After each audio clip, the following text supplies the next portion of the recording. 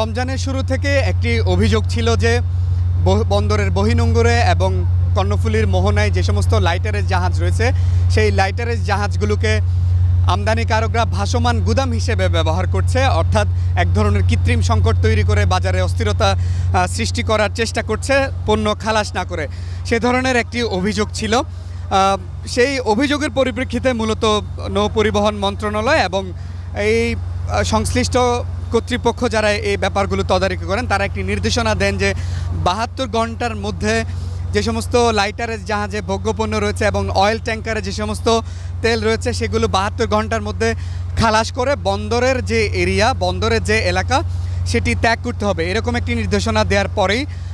সংশ্লিষ্ট যারা আছে নৌ পরিবহন অধিদপ্তর, বন্দর সহ যারা এই ব্যাপারটি তদারকি করেন তারা দাবি করছেন এটি অনেকাংশেই পরিবর্তন হয়েছে, যেহেতু ৭২ ঘন্টার মধ্যে তাদেরকে বন্দরের যে মোহনা, বন্দরের যে এলাকা সেই এলাকা থেকে পণ্যগুলো খালাস করে তাদেরকে চলে যেতে হচ্ছে। সেটি অনেকাংশেই আগে লাইটারের জাহাজের জট থাকলেও এখন সেটির পরিবর্তন হয়েছে। আমরা এই মুহূর্তে আছি চট্টগ্রাম বন্দর এলাকায় এবং একটু আগে আমরা বহিনোঙ্গরের বেশ কয়েকটি জায়গা ঘুরেছি। বিশেষ করে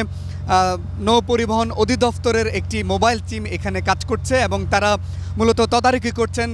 কোনো ধরনের লাইটারের জাহাজ এবং অয়েল ট্যাঙ্কার এখানে তেল মজুত করে ভাসছে কিনা, অথবা সেটি ৭২ ঘন্টা আগে এসছে খালাস না করে এখনও সেটি রয়ে গেছে কিনা সেটি তারা তদারকি করছেন। উৎসবে খুশি হবে নগদে বেশি, কারণ ঘন্টায় ঘন্টায় আছে গিফট জেতার সুযোগ। আমাদের পবিত্র রমজান উপলক্ষে যাতে নিত্য প্রয়োজনীয় জিনিসের দাম কোনো সিন্ডিকেট বা অসাধু ব্যবসায়ী তাদের দাম বৃদ্ধি করে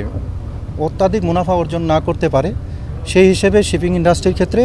যাতে কোনো জাহাজকে ভাসমান গুদাম হিসেবে ব্যবহার করতে না পারে সেই জন্য আমাদের কিছু নির্দেশনা ছিল। চট্টগ্রাম বন্দর অঞ্চলে যেন ৭২ ঘন্টার মধ্যে বা ৭২ ঘন্টার বেশি কোনো জাহাজ যেন স্টে করতে না পারে, তাদেরকে দ্রুত বন্দর ত্যাগের জন্য নির্দেশনা প্রদান এবং যারা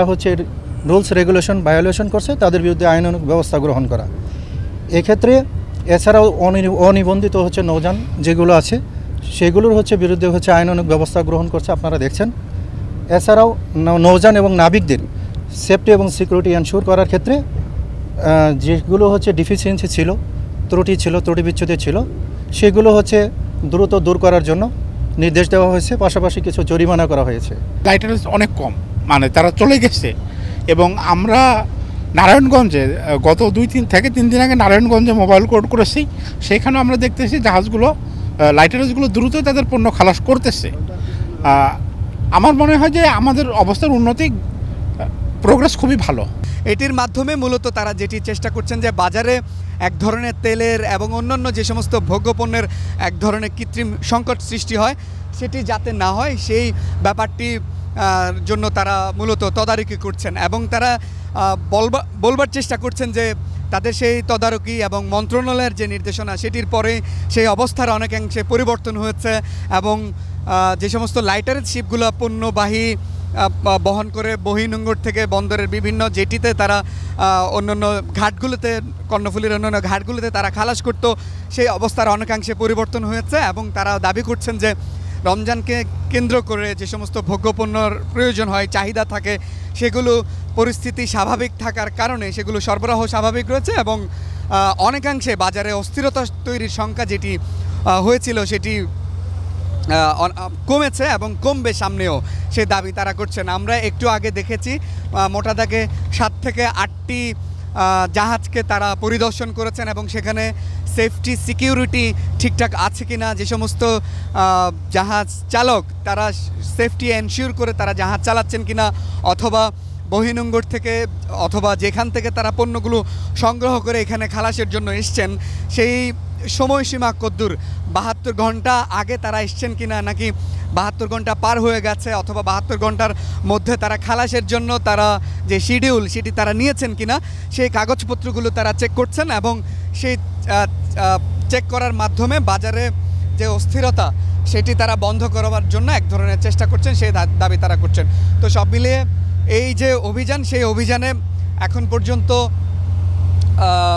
জাহাজের বিভিন্ন কাগজপত্রের ত্রুটি তারা পেয়েছেন, ফায়ার সেফটির যে সমস্ত ব্যাপার আছে সেখানে কিছু ত্রুটি তারা পেয়েছেন,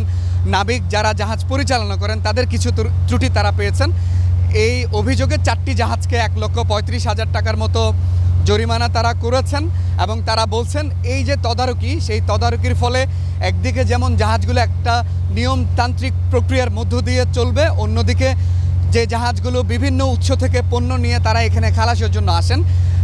সেটি 72 ঘন্টা যে নির্দেশনা, সেই নির্দেশনা মানতে এক ধরনের তারা বাধ্য থাকবে। হচ্ছে রমজান মাসে আমাদের যে খাদ্যশস্য এবং ভোজ্য তেলের যে সরবরাহটা রয়েছে সেটা যেন সঠিকভাবে আমাদের ভোক্তাদের কাছে পৌঁছায়, তার জন্যই আসলে আমরা নদীতে মোবাইল কোর্ট অভিযানটা পরিচালনা করছি।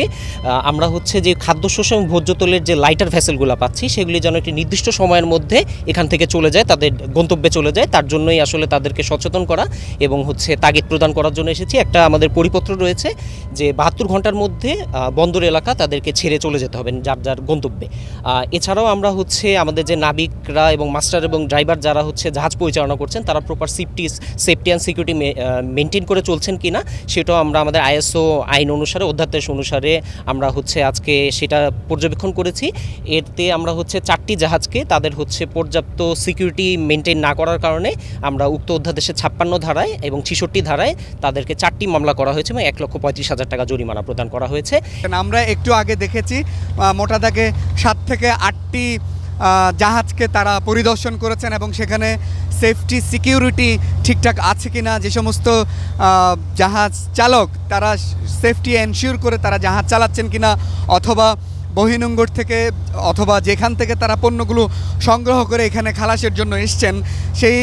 সময়সীমা কদ্দূর, 72 ঘন্টা আগে তারা এসছেন কিনা, নাকি 72 ঘন্টা পার হয়ে গেছে, অথবা 72 ঘন্টার মধ্যে তারা খালাসের জন্য তারা যে শিডিউল সেটি তারা নিয়েছেন কিনা, সেই কাগজপত্রগুলো তারা চেক করছেন এবং সেই চেক করার মাধ্যমে বাজারে